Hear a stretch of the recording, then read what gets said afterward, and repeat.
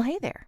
You've stumbled upon the intersection of internet quandaries and psychological insight. Welcome to Veritas Views on AITA, where the quirks of the internet meet the expertise of Veritas Psychology Partners. Thanks for joining us. I'm your host, Michael McBride, and I'm joined by our trio of psychologists again today. I'm Dr. Gayle MacBride. I'm thrilled to be back here with my business partner, Dr. Daniel Kessler, and also Dr. Lauren Fogel-Mercy has decided to join us for another episode. She is an AASECT certified. I got to tell you, by the way, that always sounds like sex to me, so it's such an aptly named organization. AASECT is a sex therapy group with which you get certified to do actual sex therapy work. And so Dr. Fogel-Mercy is a specialist in that, as well as certified in emotionally focused couples work. Welcome again. Thank you for joining us. Thank you for having me. Thrilled you're back with us. Really appreciate you joining us for like a bonus podcast. You had originally agreed to do one, and after the first one, I'm assuming it was just so much fun that you decided to come back and do a second podcast with us. So thank you so much, Lauren. Oh, it's always fun to talk to you both. All right. And Michael as well. Michael, you got something for us, right? Yeah, well, welcome all three of you. But first of all, for the newbies out there, if you don't know what Am I the Asshole is, in short, someone's posted a scenario online and asked readers, who's the asshole here? And that's hopefully what we'll determine today, or at least weigh in on, I guess I should say. When there are any kind of identifiable information on the post, we've changed those to be a little more discreet. And if you're new, you should stick around because we always have some kind of bonus conversation. So today's topic is, am I the asshole for telling my boyfriend to stop eating so much? Probably. Yeah. So this starts off one of my very favorite ways, which is acknowledging that couples, it just says, this is such a stupid fight, honestly, but internet, do your thing. Yeah. And as we know, because we all do couples work, people almost always come in and saying, tell us that they fought over the stupidest things. I mean, yes, we fight over big things, but usually I find people just absolutely falling apart over something that was just a tiny little pebble in the shoe and we just lose it. But it's almost always about, we step back about this. The thing has been building, and this insult is emblematic of some major issue in the relationship. But we get caught up on the thing instead of talking about the problem that underlies it. Right. Lauren, is that your experience with couples, or how do you react when people come to you and say, this is the dumbest thing ever? Yeah. I mean, I always validate, right? Like we could be arguing about cheese. Like it really doesn't matter what the thing is, because it's usually about something deeper. Like we're saying, the Gottmans, who are couples therapy and researcher experts, talk about how the number one thing that couples fight about is nothing. But really what they're talking about is, it could be anything. It's not really nothing. It's anything, because it's really about something deeper. And usually that something deeper is more of a core relational or attachment need. Like, I need to know that I matter to you and I'm important to you and I'm a priority and you care. And those are interwoven into these content conversations. Yeah, I love that, the way you said that. I also love the statistic rather that comes out of their group that says 69% of all conflict will never get solved. Like, we're not here to solve it. We're here to talk about it. We're here to be emotional together and supportive and validating and those things. And this is why these little pebble issues keep coming up, is because we have these, what Gottmans call perpetual issues, and they rear up in different ways through different activities and tasks and episodes in our life. And so we're not always looking to solve it so much as just be caring and supportive partners. Yeah. Right. And that message to couples sometimes, like, but we can't resolve this issue. Yes. And that's pretty normal to not, like, that's not necessarily the goal. The goal is to build the relationship and to develop a connection around these things. And that if your goal is to solve the problem or resolve the argument and figure out who's right, you're probably not going to succeed most of the time. Yeah. Well, I always tell people that the Gottmans are love optimists, right? They think almost any relationship can work. There are a couple caveats to that, but this is not a doom and gloom statistic. This is coming from a group that really believes in long-term loving partnering relationships. So, that's just a heaping helping dose of normal here. But we Yeah, got I off find the track. statistic very, oh, I was just going to say, I find the statistic Please. to be very hopeful in that, a lot of people will take it as like, oh my gosh, we'll never solve anything and we'll be stuck and we'll be unhappy. And no, it really means that, I mean, a lot of people will second guess their relationships. Am I with the right person? Are we compatible? Should we be together? This means that across the board, no matter who you're partnered with, you're going to have a set of challenges. The question is, which challenges are you willing to grapple with over time? Yeah. And we just want to make sure that the ones you're grappling with are not non-negotiable things for you, where you have a complete, like, I cannot live with this kind of scenario, then that's a different story, right? If it's a non-negotiable. Usually what we're grappling with is negotiable things. They could be flexible. They could be things that we actually do have the ability to kind of tumble with over the years.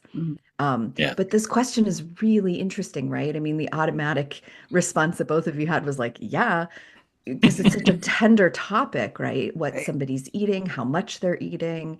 I would be so curious, what is the concern behind the food intake, right? Yeah, so we should probably, based on that, listen to the rest of the scenario. I was We going to often say, jump in with books and covers. Lauren has definitely brought us back to what we're supposed to be doing here. Thank you. and this is one where I don't want to say it's bait and switch, but it like goes in a direction I didn't expect from reading the caption. So here's the rest of it, and it's fairly short. But it says, during my undergrad, my parents covered my grocery bills to support my health. They never set a limit on how much food I could buy, but I always stayed frugal with about $200 per month. Now in grad school, they're generously helping again, which lets me focus on rent and loans without stress. I still plan meals carefully to respect their generosity, though. I'm female, 25. The problem is my boyfriend, 27, eats almost everything in my kitchen when he's over. Snacks, frozen meals, meat, even half-eaten cheese. This forces me to spend my own money because I don't want to increase the grocery bill when my parents are covering, and it's wrecking my budget. We've argued. He's saying my parents are paying anyway, so I shouldn't worry, and I eat at his place too, but not nearly as much. I think he's being inconsiderate. He leaves nothing but vegetables and could eat less, or could stand to eat less. I've banned him from cooking and taking raw ingredients and now limit what he can eat when he visits. After the third time he stopped talking to me. I think this feels petty, but am I wrong here? Who's the asshole? He is. Oh, she's got a little bit of a streak of at Really? least suckiness here. I don't like how she's going about it. No. She's made her boundary known, but then she's banning him and she's coming in with some harsh judgments about he could stand to eat less. So let me be clear. I don't like the boyfriend's behavior. I think he's being disrespectful, but I'm not going to let her off scot-free. So I don't know, take that with what you will. We're here to debate. This is taking a turn that I didn't foresee, right? So Right? That's what Michael said. I think it's great. I thought at first this was going to be about like the consumption and something about bodies or vanity or anxieties or something in that nature. And this is really this is a valid concern to bring up, right? I'm on a budget. You're coming to my home. I am trying to stick to a budget, and I am trying to be respectful both of, my parents helping me in this way, and being very thoughtful about how much I spend and what I spend my money on. And you're coming to my place. And so this is really a conversation around requests and boundaries and limits and respect. I wholeheartedly agree with you on that. Here's a situation where in my home, with my money, with the things I've purchased, like I have the right to make decisions around that. I have the right to make choices around what I'm willing to provide and not provide for a guest in my home, or a partner or boyfriend or girlfriend or whatever. And to say like, this is my financial situation and this is what I've chosen to do in my home. And whether she's being reasonable or unreasonable, and I think she's being reasonable, but whether she's being reasonable or unreasonable, she's setting a boundary for herself. Like this is where, like, she's not telling him, she kind of bait and switched us. You're right, Lauren. Because it really isn't about her telling him what not to do. It's what her telling him what she is willing to accept. What you can do at my house with Right. the food that I have purchased, and that you are welcome to enter into my space, and here's how you're welcome to conduct yourself in my space, right? I think this is a really important conversation for a couple to have, right? That, this is my home, your home, who pays for what, how do we, distribute things, and conversations around what feels fair and equitable. And I think, Gayle, you're right that there's so much room for how do you have this conversation, right? So it's As not I'm just like, thinking, four you can do horsemen this here. and you can't do that. And Uh-huh. Yeah, I think how you set a boundary matters. I Mhm. think, when we gave the shout out to the Gottmans earlier, I think Dan, you and I often acknowledge that we don't know actually how this information was delivered to the relational partner. And there is a little bit in this post that makes me very much concerned that we have some criticism, some contempt, and certainly some stonewalling. You can't, right? And then Yeah. I'm not letting him off the hook. I don't like his response. I really think he is not slowing down to listen to what's underneath the concern. They certainly have different ways to think about the support that she's receiving from her parents. But we also have to acknowledge that these are often written to put the poster in a better light. And I am very suspicious that what came out and what was intended, or what we're sort of supporting as a healthy boundary setting, were not the same thing here. Yeah. I heard it totally differently.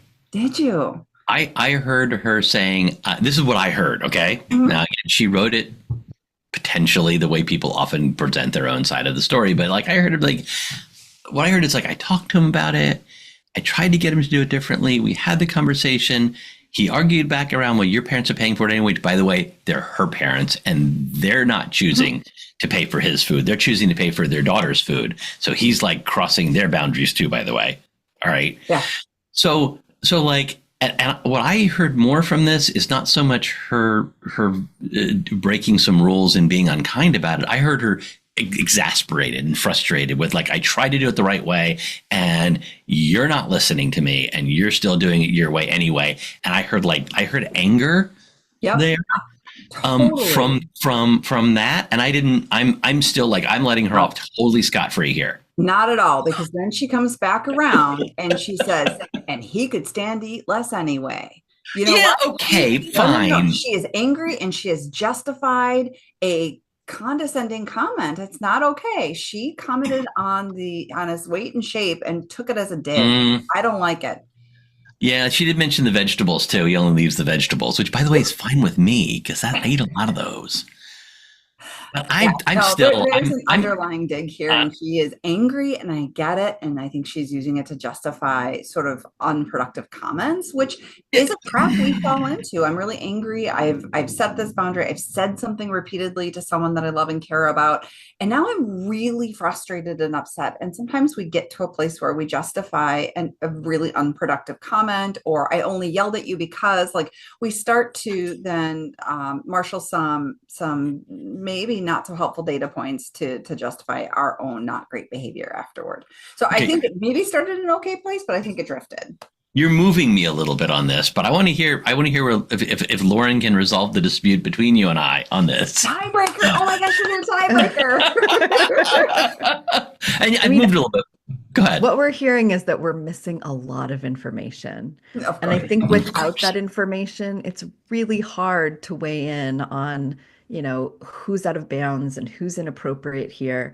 Mm-hmm. If I had this person in my office or this couple in my office, there would be a lot of things that I would want to know, right? How have these boundaries and requests been delivered? Mm-hmm. How have they been received? What does that conversation actually sound like and look like? And have we had conversations about not just the surface level, you're eating, a lot of my groceries and that's not leaving me with a lot left over, and how I like to respect my parents, gift in helping me with this. Mm-hmm. I would love to see or hear if there have been some more vulnerable conversations around Mhm. this, right? Mm. This is really uncomfortable for me. I'm feeling disrespected. I'm feeling misunderstood or not heard. This is the dilemma this puts me in. And I would really love to hear what the boyfriend is feeling and thinking and expressing around this. Hmm. Where are you coming from? Because that's what's misunderstood here, right? It looks on the Mhm. surface like he's being really disrespectful. He's just callous towards the parents. I want to understand a little bit more. Where are you coming from, sir? You know, what is your perspective on this? What is your position? What feelings come up for you? Because if it's just your parents pay, you're my girlfriend, I get to come over and just do what I care to do, these may be some bigger conversations for the Mm. relationship, Yeah. right? Like Yeah. if you are sharing really clearly, this is my, comfort, this is my request, this is my boundary, this is my home, this is how I value money and gifts that are given to me from my parents.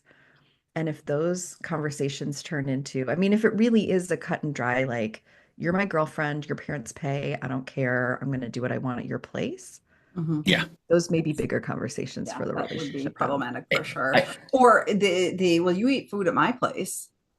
Like, right. Then we're back to fairness and equity. And how do we perceive that we share our respective resources as a couple? Like, what does that look yeah. like? And Right. and do we feel comfortable with how we have divvied that up? I mean, not just because one individual in a couple perceives an equitable sort of split doesn't mean the other one does. And Hmm. it's still then time for negotiation because both parties have to feel good. We don't get to get one person saying, I think the line is here and this, and because this is the way I see it, then that's just it.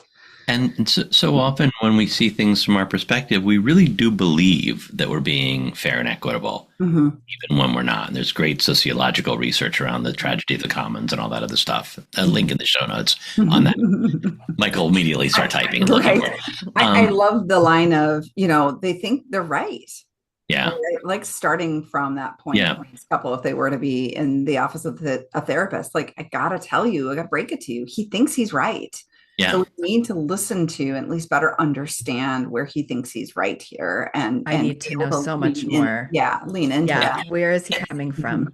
Mhm. This would be a terrific conversation because it almost has to be about this plus other aspects of the relationship. Yeah.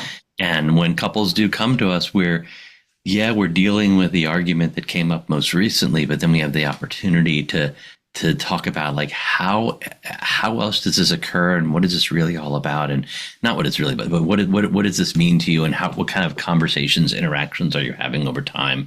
Are you feeling respected in the relationship? Are you feeling nurtured in the relationship? Are you feeling cared for? Do you feel like you're getting your needs, wants met, that we're connecting with each other, and where are we failing each other?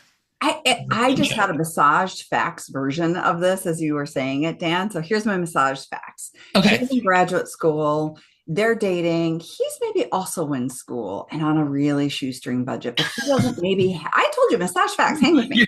He does not have the financial support and resources like she does from her family. And so he's really enjoying how her parents are taking care of her and providing food. And so maybe he's leaning into that and feeling kind of cared for in that food budget in a way that he doesn't get, and that he's, working some pizza job to kind of make his food budget. And so I'm hoping he's not a caring and disrespectful or uncaring and disrespectful person, but rather, enjoying the support that someone else's family has been able to give. So Yeah. Which maybe is exactly why someday. it's so Oh, important to right. hear, both of these angles, right? And Mm-hmm, it's mm-hmm, so easy. And I think, in the world of social media and even in the world of individual therapy, right? Mhm. As therapists, it's so easy for us to just hear one perspective. That perspective makes sense. mm-hmm. It's like, here's where I'm coming from, here's what's happening. Yeah, that totally makes sense. And it paints a picture of the other person on the surface and on the outside, and yet we're missing data, right? We Right. often do things, say things, feel things that make sense within our context, and until we understand the context, it's so easy to just jump to a conclusion, right? You're just being a jerk, you're disrespectful, Mhm. but Gail, you're bringing in Mhm. nuance and a perspective and a point that could say, hey, I don't have a budget like yours. And I have some scarcity that comes up Mhm. when I'm around. And so I'm just kind of leaning into sort of this abundance when I'm with you, where there's food access that I don't have at home, or whatever the situation may be. But until we hear more of that, and until they can talk like that with each other, we're Mhm. going to continue to misunderstand what's really happening and what's below the surface. So, my first question, if they were together in my office, would be, Mhm. what happens when you try to talk about this? Yeah. Mm. I like when working with, I work with both couples and individuals, and I really love to lean into Julia and John Gottman's idea of assuming positive intent. Mhm. And like, let's assume that your partner, let's just start from your partner's not an asshole. Mhm. Just Yeah. assume that. And if you're, Right. because if you know, if you assume they're an asshole and they're not, it's like way worse than if you assume they're not and it turns out they are. You know? Yeah. But let's assume that your partner's not an asshole because you're choosing to be with them. What, using Gail's words, if we're going to massage the fact, like, what are the possible other reasons why they could be doing this, and really getting the person to explore, getting the couple to explore what are the other possible motivations other than the negative assumption you've made about your partner. Mhm. And we've talked about a few of those. The two of you have talked about a few of those already here. I'm sure there are many possibilities that we haven't even thought of, and really to get them to explore within that assumption that your partner is a caring, loving person who is not a jerk. Mhm. Because if they are an asshole, then we don't. There's no point in even having this discussion. Like, well, be done with it. But like if we're going to assume that you're going to be together and they're not, so what are their motivations? What could it be that's not horrible? And I think that it's really easy here for someone in the posters friend group to say, like, red flag on the play, get out of there. He's, and then just shut it down. That's But just so easy to do. Yeah, what could happen out of some really good couples therapy is, even if they don't stay together in the long run, they are now learning about their own patterns and how they can contribute to issues within a relationship. And so even if they get the opportunity to learn, hey, in this is how I contribute, maybe I can do something different in a future relationship. So sometimes couples therapy isn't necessarily, our goal is not necessarily to keep them together or break them up. Sometimes it's really to just kind of clarify these processes so that we can be good humans in this or a future relationship. And in a situation like this, it is very easy to jump on, she's right, he's wrong, black Mhm. and white, red flags, all of this kind of thing, which is really, I think, a tragedy in that we're missing so much and we might be bypassing some really great opportunities for relational growth. And that so many things do fall within, a healthy sort of relationship experiences.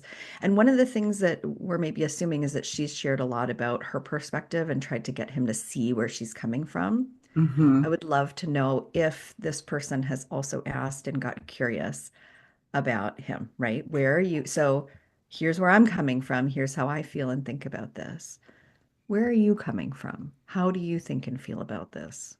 What's this Mhm. really about for you? Because until we can do both, we're missing information, and that information can be really critical in terms of where we go from here. Michael, I'm curious, what do we get from the comments? We get any clarifying information? Because the internet will likely not have these nuanced perspectives. I was sitting here listening to you guys, and that was exactly what I was going to say. I was like, "This is why you go to therapy and not to the internet," because That's a great no, exactly, because I think this is so often people's like, all of my friends said this, or I talked to so and so, or I asked, am I the asshole, and they said for sure. And I love what you said there, Lauren, about like it is so easy to jump to just leave him, or this is a red flag, or hey, this is terrible, and to some degree, I feel a little bit of a guilty responsibility for like joining in with some of that with what we're doing, even. But what we're trying to do here, hopefully, is do that, ask people to do that deeper dive, because we massage the facts a little bit, not because we're changing the scenario, but because there are so many possibilities here. There's so much beyond what people just that initial surface level. And if we can really dive into it, we can make a lot more sense of it. However, we're here to find out what the internet said right now. And they very much said you're not the asshole, for all the reasons you guys said. It is your house, it is your food, it is your budget, it is your parent, it's your relationship with your parents, it's all those things. The problem then is, for the most part, they started going down this line of saying that he's a narcissist, you need to leave him and all this stuff. And so it was all these things like, red flags. He's entitled to your food and possessions. That's a problem. He's entitled to your parents' finances. I don't think so. He doesn't care that he leaves little for you. Like, he hasn't apologized. He's a greedy asshole, so on, so on. But I will say my very favorite, even though it ended up being kind of a harsh comment about narcissism, it started with "Yikes on bikes." This is such a great example of one of the challenges with the internet, right? As humans, we are really pulled towards a negativity bias and assuming negative intent and seeing things very black and white. And this plays out in spades on the internet. And it can actually be quite dangerous, right? When you have everyone dogpile into like, leave him, red flags, tossing around diagnostic terms, right? It can be really easy to go in the direction of, I'm with the wrong person and, everybody agrees with me. But I go back to something Gayle said, right? You started to share a possibility, right? What if this is somebody who has food insecurity? Maybe he's struggling, maybe. And when you hear that, and if any of that could be true, that really could sway the conversation, the decision making, the empathy, the understanding, and bring you to a totally different, conversation and scenario. Yeah. So that is something that is so hard to find online. And I like to just really remind people, right? It's not as black and white. There's a lot of gray and nuance, and there's a lot of missing information. Even when people come into our office and we have 50 minutes sometimes to explore, and we're still not getting the full story. We're spending a lot more time than the OP's 2 paragraphs and then the argument about it, obviously. But there's just so much opportunity to have deeper conversation. And I appreciate that, Lauren, that warning, because so often people, we do want to, and I'm guilty of myself, make that quick decision about the person without diving deeper into it and assuming that they don't want to be a dick about it. So there's something to this. There's usually something really vulnerable there. I like going into the comments and seeing the ones that have been downvoted to the point that they have disappeared, because sometimes they're super harsh, or sometimes they're this comment, which is, whoa, no need to diagnose someone over the internet because of one issue. All of your comments are based on one problem. You're making this whole point out of nothing because your boyfriend isn't a narcissist. Like, you are not qualified to label him as such. Seek therapy. Now, that comment, unfortunately, was plummeted into oblivion because it did not fit the norm that everybody was happy with. Because we be so quick to call out narcissist and shout narcissist on the internet. Honestly, I sometimes even see therapists do that when they'll post and say, I need, help. I need someone to take this client because their spouse is struggling with narcissistic abuse or something like that. And it's like, but if you're seeing them in individual therapy, we don't have a full picture. Now, that's not all calls for those kinds of referrals, but I think we feel really free to toss out that narcissism word these days, and I think we're really prone to using it very quickly and often inaccurately. I think this is the downside to therapy making its way onto social media, is that we've really watered down a lot of complexity and human behavior and relationships, which are all so nuanced and complex, right? And Dan, you were saying at some point earlier about if there's a show on TV, right? I talk about this too, right? Healthy communication is not that entertaining, and nuance is not the flavor of the week. And having balance and gray and asking questions is not as clickbaity and not as in vogue as jumping to conclusions, raising red flags, throwing around diagnostic labels. So I think this is something that we are all being called to keep in mind and to do better, is to really not weigh in. Like, I'm so careful even here.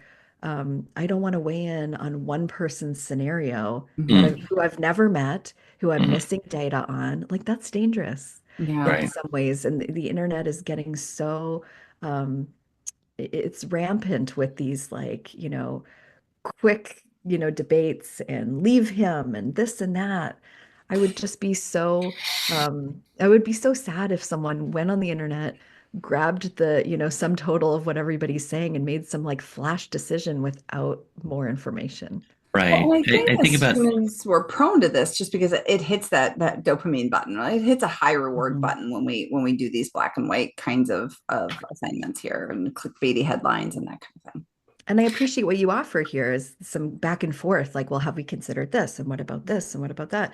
Which really shows that there's so much more to the conversation. Yeah. right. And we're happy to sometimes make snap judgments, but then we do usually want walk to them dive. backwards. Yeah, we're like, yes, no, and then I walk it. Well, it could be, and you bring a point here that like good therapy, the reason there isn't like actual therapy in television for the most part is like good therapy isn't all that exciting and interesting to watch. Like even even like there's a couples therapy show, like it's like 10 30-minute episodes that are 4 different couples, and they've grabbed snippets of it along the way, and they're interesting enough. But like if you actually watch therapy in real time,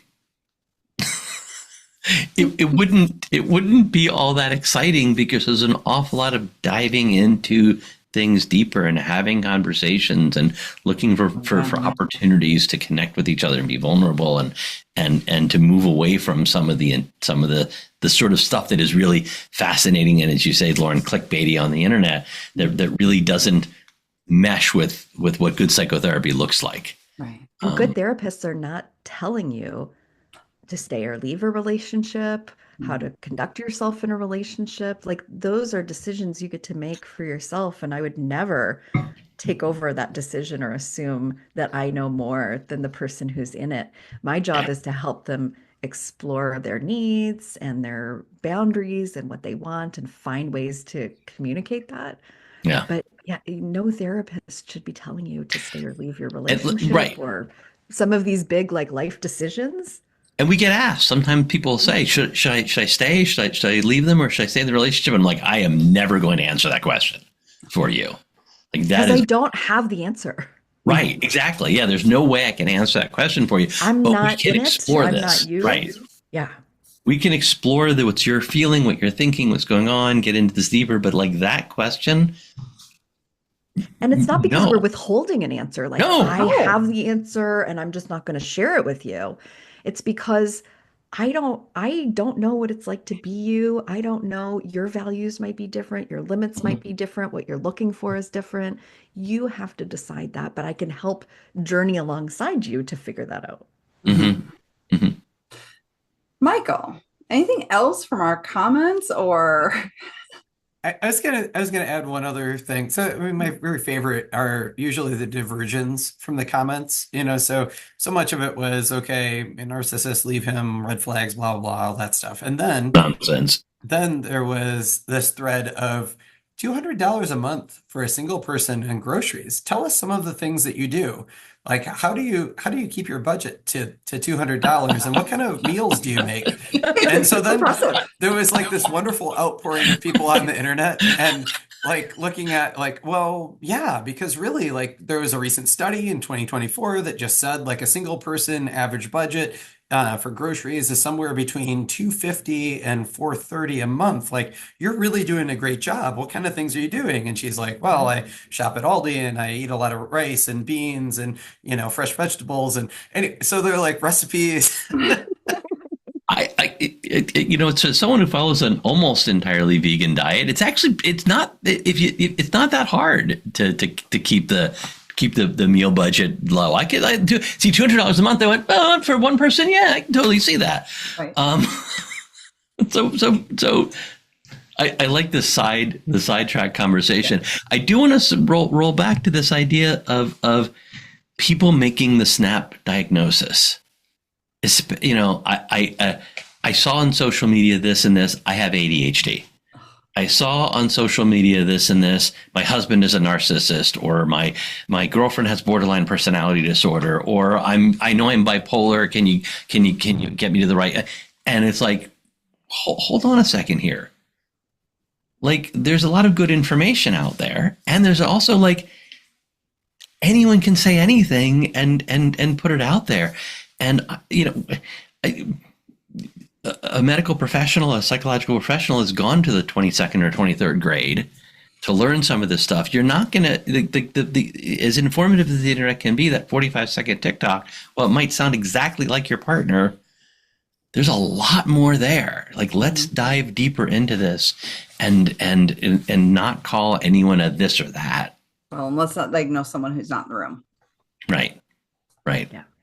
And I've said that people have asked me, well, is my partner a this? I'm like, I've never met your partner. Right. No. I have no idea if they are or not. The behavior you're describing may be problematic for this reason or good for this reason, but I also don't know the context of that behavior, and I don't know what actually happened.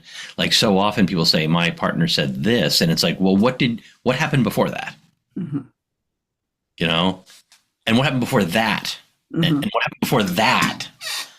And what happened to the 15 years before that? Like, there's a lot of what happened before that here when people just bring in, and this scenario is potentially one of those. Like, what happened before that? And there's a lot more to discuss here.